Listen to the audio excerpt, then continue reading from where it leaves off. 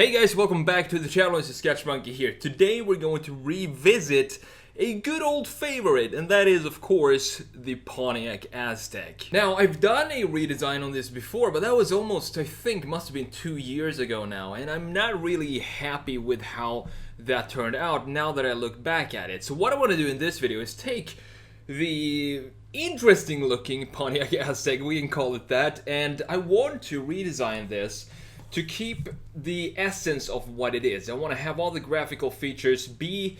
I don't want to change too much, but I still want to make it into a better looking car, because I see what the problem is here. And the problem is, as in most cases when you talk about ugly cars, is that the line flow is completely missing. So, for example, let me show you here. For example, we have the headlights here. This bubble light up there on the corner fender right there, and then it doesn't connect anything in any way with the lower part. Like this, I want to have this line connect with this line, for example. So stretch out the top part of the lights and connect it with the bottom part, because these two shapes are so different that it just clashes so hard, and that's why I think people think this is an ugly car. That's just one example. There are hundreds of these examples all around this car. I can show you another one. You have this piece right here. You see this corner here, it has this radius on it, and then you have a completely different radius right here. That's another thing that I want to fix. A third thing I can show you is this piece right here. You see this shelf here in the bottom of the car? It's very irregular. So you have one thickness right here, and then it becomes a little thinner again, and then even more thicker right here. So these are the changes that, you know, when you add all these up, it becomes an ugly car because it's no flow in the design. And also the interesting shoulder line here that goes from just a crease right, or just an edge right here, and then into a little dip or a crease into the bodywork, and then it just continues and goes back to what it was right here. Interesting thoughts from the designers for sure. So that's what we're gonna focus on. I want to keep the essence of the Aztek and work maybe a little bit on the proportions here in the back, because it's so saggy looking in the rear end. We might do something with this piece down here and have it connect better with the rest of the car all around the bottom part of the car. Overall, it's going to be a lot of line flow connectivity going on here in this redesign, and hopefully give you my idea of what the Pontiac Aztek could have looked like when it came out in 2001.